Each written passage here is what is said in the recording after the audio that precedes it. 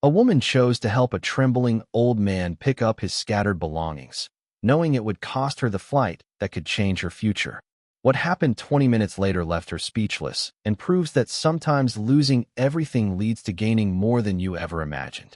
Welcome to Stories of Black Lives. Before we dive into these powerful stories of respect, justice, and hope, please let us know in the comments which country you're watching from today. If you want to see more stories like this, hit that subscribe button. And please don't forget to like our video. Airports have a way of making you feel small, like you're just another face in an endless sea of travelers. That's exactly how Zariah Pemberton felt as she rushed through Denver International Airport, her canvas messenger bag cutting into her shoulder and her boarding pass clenched in her hand like it held her entire future. Because in a way it did. She had exactly 12 minutes to get from Terminal A to Terminal C for her connecting flight to Portland. If she missed this one, the last leg of her journey to Minneapolis would be gone, too. And missing this trip wasn't an option. Not when this was her first real chance at interviewing for a position that could change everything. Zariah glanced at the screen above Gate C6 as she power-walked past a crowded coffee bean. Her heart dropped. Final boarding. Perfect. Just perfect, she muttered under her breath, weaving through the human traffic like a quarterback in overtime. And then she saw him, an elderly man in a faded brown cardigan, hunched over a wheeled suitcase near the security checkpoint. His luggage had toppled sideways, its contents spilling across the polished floor. A couple of pressed shirts, some manila folders, and what appeared to be a silver picture frame. He was struggling to bend down, his knees shaking like they might buckle any second. People flowed around him like water around a stone. No one even paused. Not one person slowed their stride. Zariah froze for a heartbeat, torn between two worlds, the gate that promised her future and the stranger who clearly needed assistance. Her chest constricted. "Don't do it," she whispered to herself. "You can't afford to." But when the old man reached for the fallen photograph, his weathered hand trembling so violently he nearly dropped it again, something inside her snapped. She exhaled deeply, tucked her phone into her pocket, and hurried over. "Sir, let me help you with that," she said, crouching down and gathering his scattered documents. "Oh, bless you," he breathed, his voice gravelly with age. "These hands, they don't cooperate like they used to." "No worries at all," she smiled warmly, carefully placing the frame back into his suitcase. "You traveling by yourself?" "Yes, my grandson was supposed to accompany me, but he—" The man paused, clearing his throat, and Zariah noticed how his eyes misted behind wire-rimmed glasses.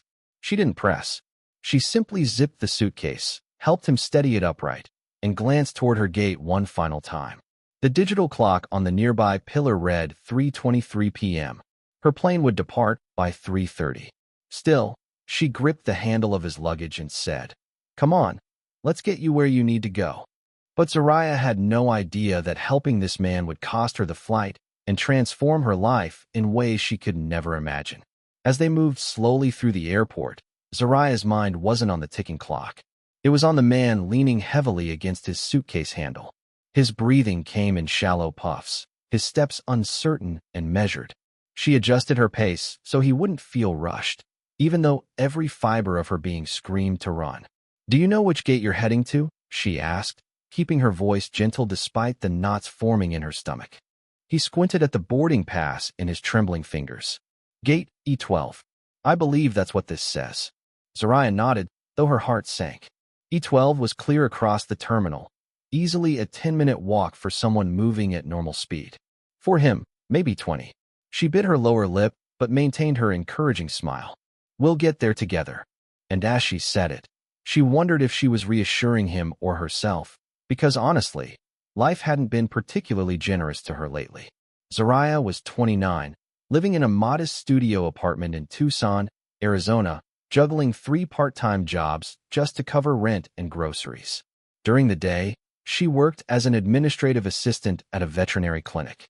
3 evenings a week, she tutored high school students in math. Weekends, she cleaned houses for a local service company. It wasn't glamorous work, but it kept the electricity on, barely. Most weeks, she skipped lunch to save money, and she hadn't taken a real day off in over 8 months. This trip to Minneapolis wasn't a vacation, It was her lifeline. A nonprofit organization focusing on educational equity had reached out for an interview, a program coordinator position that could finally lift her out of the exhausting cycle of scraping together rent money each month. It wasn't guaranteed, but it represented hope. And hope was something Zariah couldn't afford to lose. She'd risen at 4:30 a.m. for this journey, driven 3 hours to reach Denver's airport to catch her first flight, and now she was one connection away from the city that might reshape her entire future. Everything hinged on this opportunity. Her friends would probably call her foolish for stopping. Her older brother Darius certainly would. He was the pragmatic one, the protect yourself first type who'd cautioned her before she left. Keep your head down. Make your flight. Don't play Good Samaritan, he'd warned. And for a split second back there, Zariah had heard that voice echoing in her mind. But then she'd seen the old man's hands shaking, his lips pressed together like he was fighting back tears in front of strangers, and she simply couldn't walk past. As they continued their slow journey, she stole another glance at him. He appeared frail, yes, but there was something about his eyes, tired, certainly, but alert, as if there were depths to him that his worn exterior didn't reveal. "Are you visiting family?" she asked, trying to ease the heavy silence between them. The man chuckled softly, though it sounded more like a wheeze. "You might say that. Flying to Portland first, then, well, it doesn't matter much." Zariah nodded politely, sensing he preferred not to elaborate. "Well, I'm headed to Minneapolis for a job interview." "Oh." His eyebrows rose slightly. "That sounds promising." "Yeah, assuming I make it there," she said with a nervous laugh. She tried to make it sound lighthearted, but the tight knot in her chest was growing heavier, and for the first time since she'd stopped to help him, the full weight of what she might be losing began to settle in. Her eyes darted to the nearest departure board, 3:26 p.m. She swallowed hard, but the man suddenly paused beside a row of seats near a massive window overlooking the tarmac, and what he said next would make Zariah forget about the time entirely. The old man stopped near the chairs facing the runway and gripped his suitcase handle like it was the only thing anchoring him to the ground. Zariah's heart gave a sympathetic squeeze. He looked completely drained. "You okay?" she asked gently. Yes," he replied, slowly lowering himself onto one of the cushioned seats. His voice carried that dry rasp that comes with advanced age and perhaps a touch of stubborn pride, the kind that hates admitting vulnerability. "Just need to catch my breath for a moment." Zariah positioned his luggage nearby and crouched beside his chair. "Can I grab you some water? Maybe something to eat?" He shook his head, though his hands continued their subtle trembling. "Water would be wonderful, if it's not too much trouble." "Absolutely not. I'll be right back," she said, adjusting her messenger bag and heading toward a small convenience store 20 feet away. As she waited in line behind two business travelers, her eyes kept flicking to the digital clock above the cashier. 3:28 p.m. Her gate wasn't even in this terminal section. A sharp wave of panic hit her stomach. She could still make it. Maybe, but she'd have to sprint like her life depended on it. And right now, this felt like a completely different kind of emergency. When she returned, he was staring out the enormous window at a commercial airliner slowly taxiing toward the runway. She handed him the bottle, and he accepted it with a grateful smile. "Thank you, dear. What's your name?" "Zariah," she said, perching on the edge of the seat beside him. "And you?" "Cornelius," he said simply, fumbling briefly with the bottle cap before managing to twist it open. "Cornelius Ashford." Zariah smiled warmly. "Nice to meet you, Mr. Ashford." "Likewise, and thank you for stopping." Most folks just kept walking right past. Zariah shrugged lightly. "Well, most folks aren't me." He chuckled at that, a soft, genuine sound. And that's a blessing. There was something in the way he said it, like he was truly seeing her, studying her character. Zariah suddenly felt a bit self-conscious and tucked a loose curl behind her ear. "You mentioned you're traveling alone?" she asked, more to fill the silence than anything else. "Yes, my grandson was supposed to meet me, but plans have a way of changing." He gave a small sigh. "They always seem to change." Zariah nodded slowly, unsure how to respond. She glanced at the time display again, 3:30 p.m. Her throat tightened. The boarding door would be closing any moment now. "I really should," she began to say. But then Cornelius leaned forward, reaching for his suitcase handle, and for a terrifying second, it looked like he might collapse. Zariah instinctively reached out, steadying him by his elbow. "Mr. Ashford, are you sure you're all right?" "Yes, yes," he said, regaining his balance with her support. "Just these old legs. They don't want to cooperate anymore." Zariah exhaled slowly, her decision made. She couldn't abandon him like this. Not when he could barely stand without assistance. "Come on," she said, looping her arm gently through his. "Let's get you to that gate." He looked at her for a long moment, something unreadable flickering in his weathered eyes. Then he nodded. "You're very kind, Zariah. Truly kind." "Don't mention it," she said with a reassuring smile. They resumed walking, Cornelius leaning on her arm as much as his luggage. The pace was agonizingly slow for someone who had less than 0 minutes to make her own connection. Every step felt like precious time evaporating. Zariah's heart hammered against her ribs. She checked her phone. 3:31 p.m. Her plane was boarding, and she was halfway across the wrong terminal. They finally reached the directional sign, pointing toward gates E10, E15. Zariah's stomach plummeted. It was still a solid 7-minute walk away. For him, maybe 15. Her chest felt like it was being compressed in a vice. "Mr. Ashford, would you like me to find an airport assistant for you? They have wheelchairs available. They could get you there much faster." He shook his head firmly. No, just a bit further. I can manage this." Zariah hesitated, feeling torn apart inside. But she couldn't force him into a wheelchair against his will. So she continued walking with him, her legs practically screaming to bolt in the opposite direction. By the time they rounded the corner and could see E12 in the distance, the departure screen above the gate counter displayed, "Boarding completed." Cornelius looked up at her with a gentle smile. "Thank you, Zariah, for walking with me." Her phone buzzed. She glanced down to see a notification from the airline app. "Your flight to Portland has departed." Zariah swallowed hard, her chest feeling hollow. This was it. She'd missed her shot. The interview, the job, the chance to finally build something better, all gone. But before she could process the full weight of her loss, a gate agent stepped forward and greeted Cornelius like he was visiting royalty. "Mr. Ashford, we've been expecting you. Everything is prepared." Zariah blinked, confused. Expecting him? Cornelius gave the agent a courteous nod and turned back to Zariah. "It appears this is where we part ways." He extended his hand, and his grip, though gentle, was surprisingly steady now. "Thank you, Zariah," he said again. "You've done more than you realize." Zariah forced a smile despite her breaking heart.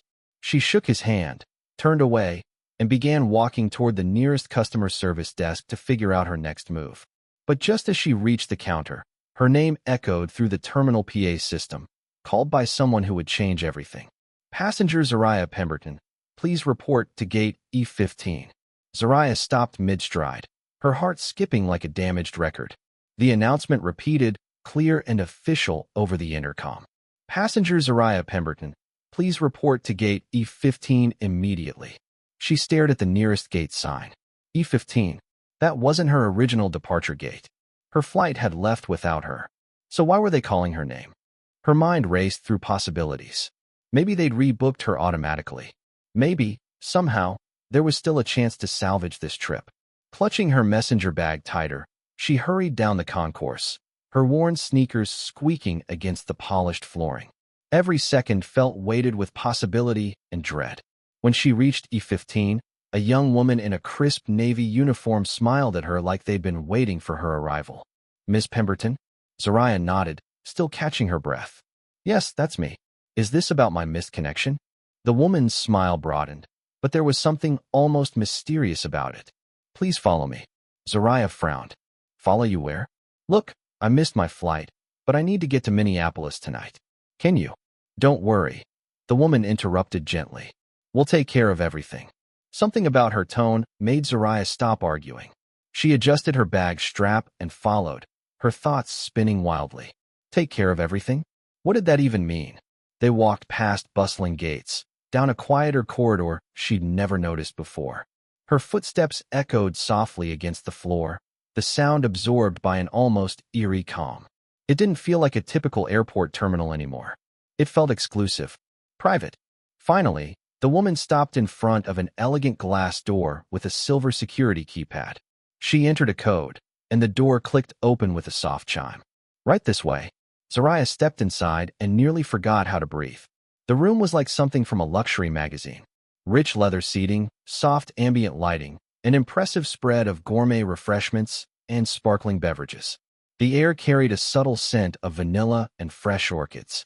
Floor-to-ceiling windows offered a spectacular view of the runway, but there were no crowds here. Just sophisticated, peaceful luxury that made Zaraya feel like she'd stepped into a different universe. "I think there's been some mistake," she whispered, clutching her bag protectively. "I can't afford anything like this." The woman smiled again. "You're exactly where you belong. Please, have a seat. Someone will be with you shortly." Zaraya opened her mouth to protest, but then she saw him. Cornelius, except he looked nothing like the frail, elderly man she'd assisted through the terminal. He was standing by the panoramic window in an impeccably tailored charcoal suit that probably cost more than her monthly rent, speaking quietly with two men in expensive blazers. His posture was straight, his movements confident, his entire presence commanding respect. Zaraya's breath caught in her throat. What in the world? Cornelius turned, and when his eyes met hers, that same warm smile spread across his face. But now it carried authority, influence. "Zaraya," he said, walking toward her with a steadiness that made her question whether his earlier frailty had been real at all. She stood frozen as he approached and extended his hand. "Thank you for waiting. I was hoping we'd have an opportunity to talk." Zaraya blinked repeatedly, trying to process what was happening. I don't understand. What is this place? Why am I here?" Cornelius's smile deepened. "This is one of our private executive lounges." "Our?" she repeated slowly.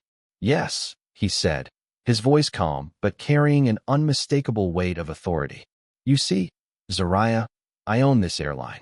Her jaw dropped. She stared at him, those words hitting her like a physical blow. "You what?" "I'm Cornelius Ashford," he said matter-of-factly, founder and CEO of Ashford Airways. Zaraya couldn't move, couldn't think. The man she'd just helped collect scattered shirts from the airport floor, the one who could barely open a water bottle, owned the entire airline. She sank into the nearest leather chair before her knees gave out completely. Her heart was racing so frantically she thought it might explode. "Why? Why am I here?" Cornelius settled into the chair across from her, folding his hands calmly. "Because, Zaraya," he said softly, "people like you are extraordinary. You sacrificed something important to help someone you'd never met. And I don't forget people like that." Zaraya's throat went completely dry. She opened her mouth, but no sound emerged. And then Cornelius leaned forward, his next words making her wonder if she'd just stepped into a story too incredible to be true.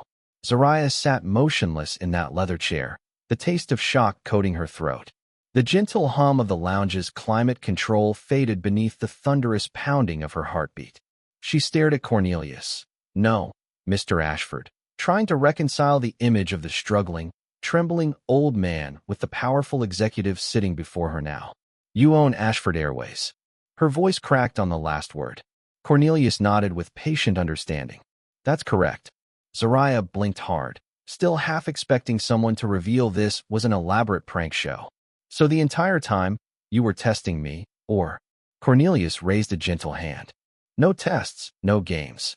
I was exactly who you encountered out there, a man who needed assistance. And you provided it without hesitation, even when it cost you dearly." Zaraya's stomach churned as reality crashed back over her. "My flight," she trailed off, pressing her fingertips to her temples. The weight of the missed interview slammed into her chest again. "That interview meant everything to me." Cornelius tilted his head, studying her with genuine interest. "Tell me about it." She hesitated, unsure why he cared, but something in his expression, calm, authentic curiosity, made her answer. "I was flying to Minneapolis," she said quietly. "There's a nonprofit organization they're focused on educational equity. They finally offered me an interview for a program coordinator position. It's the kind of opportunity that could completely transform my life." Cornelius leaned back, listening with the attention of someone truly invested in her story, not like some billionaire humoring a random stranger. "Do you have a passion for educational work?" "I love it," she responded without hesitation. "I've been volunteering with literacy programs and tutoring students for years, but it's nearly impossible to break into the field professionally when you're stuck in survival mode financially. Cornelius nodded thoughtfully. And you gave up that chance for me. Soraya bit her lip. I didn't think of it in those terms. You needed help.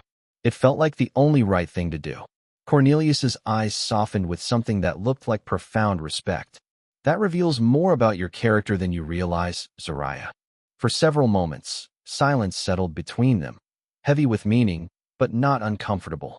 Soraya's thoughts raced in every direction imaginable. Why was she here? Why was he sharing all this with her?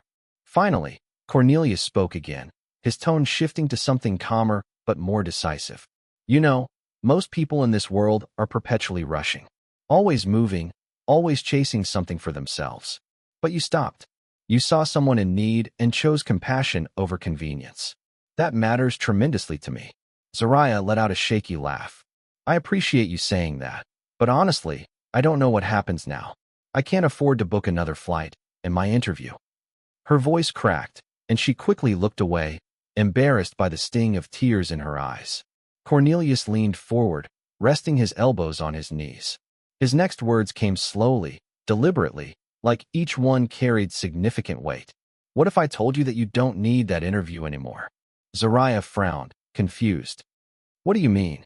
Cornelius smiled, not the polite kind this time, but the kind that suggested something much bigger was coming.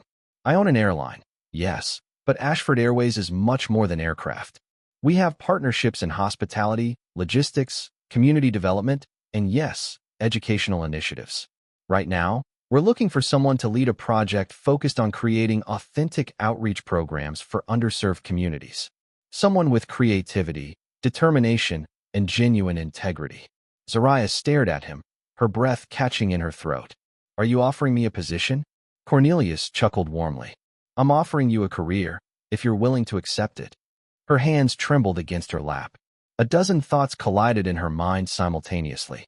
This can't be real. You just met me. Why would you trust me with something like that? Because how you treat people when nobody's watching tells me everything I need to know, Cornelius said, his voice low but absolutely certain. You chose kindness when it cost you everything. That's exactly the kind of person I want leading my community initiatives. Soraya swallowed hard, her eyes stinging now for an entirely different reason. For a moment, she couldn't speak. All she could do was stare at him, trying to process how one split-second decision, one simple act of human decency, had just turned her entire world upside down. Finally, she managed to whisper, yes. Cornelius's smile widened genuinely. Excellent. Then consider yourself part of the Ashford family. We'll handle your accommodations, ensure you get home safely, and begin the onboarding process next Monday. Soraya laughed, half in disbelief, half in pure joy. I don't even know what to say. Just continue being exactly who you are, Cornelius said, standing to shake her hand. His grip was firm, confident, not the shaky touch she'd experienced before. As he looked directly into her eyes, his voice carried a warmth that dissolved whatever fear remained inside her. Sometimes, he said softly, life rewards those who pause to care. But Soraya was about to discover that this wasn't just a job offer. This was the beginning of a life she'd never dared to imagine. Soraya sat there in stunned silence, her fingers tightening around the armrest of her chair. She had said yes, but her brain was still desperately trying to catch up to the words that had just left Cornelius Ashford's mouth. A career at his company. No more juggling 3 jobs. No more counting change before grocery shopping. No more living on the edge of financial disaster. Wait, she said finally, her voice unsteady. You're serious about this? This isn't some kind of publicity stunt. Cornelius chuckled softly, returning to his seat across from her. Soraya, I'm not interested in publicity stunts. I'm interested in people who do what's right when nobody's watching. That's you. Her throat constricted with emotion. She wanted to cry, laugh, maybe even scream with joy, all at the same time. I don't even have my resume with me, she blurted out, as if that detail somehow mattered anymore. You won't need one, Cornelius replied, smiling gently. You've already demonstrated more than any piece of paper could ever show me. Soraya pressed her palms against her knees, trying to ground herself in reality. Her entire life, literally her entire life, had just been transformed in the span of 30 minutes. The woman who had been desperately praying not to miss a job interview was now sitting in a private executive lounge, being offered a role that sounded bigger than anything she'd ever dreamed possible. "What exactly would I be doing?" she asked cautiously. Cornelius leaned back, his hands folded thoughtfully. "We're expanding our community engagement through authentic outreach programs. Too many corporations focus solely on profit margins and forget the human element. I want initiatives that feel genuine, that create real impact. I need someone who understands struggle, who knows how to connect with people authentically." "That's you, Zariah." Her eyes widened. "Me? I mean, I've only worked with small community groups, local tutoring programs." "That's precisely why I want you," Cornelius said firmly. "You understand what matters to the people we serve, and now I'm giving you the resources to create something incredible." Zariah sat there barely breathing. The magnitude of what he was offering wasn't just financial security. It was the opportunity to make a meaningful difference, to do work she genuinely believed in, with resources she'd never imagined having access to. "What's the compensation?" she asked, her voice barely above a whisper. Cornelius smiled knowingly. "Enough that you'll never need to work 3 jobs again. Ever."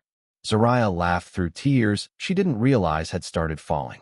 She wiped her cheeks quickly, embarrassed by her emotional response. I honestly don't know what to say." "Say yes," Cornelius said simply. "And when you're ready, come to our headquarters in Phoenix. We'll handle all the logistics." Her mind was spinning like a tornado, but deep inside, something steady and peaceful bloomed, a sense of security and purpose she hadn't felt in years. "Yes," she whispered again, this time with complete conviction. "Yes, I'll do it." Cornelius's face lit up with the same warmth she'd first seen in that struggling old man by the luggage cart. He stood and offered his hand again, and this time when she shook it, her grip matched his strength. "You made the right choice today," he said softly. "Not just in helping me, but in believing in yourself."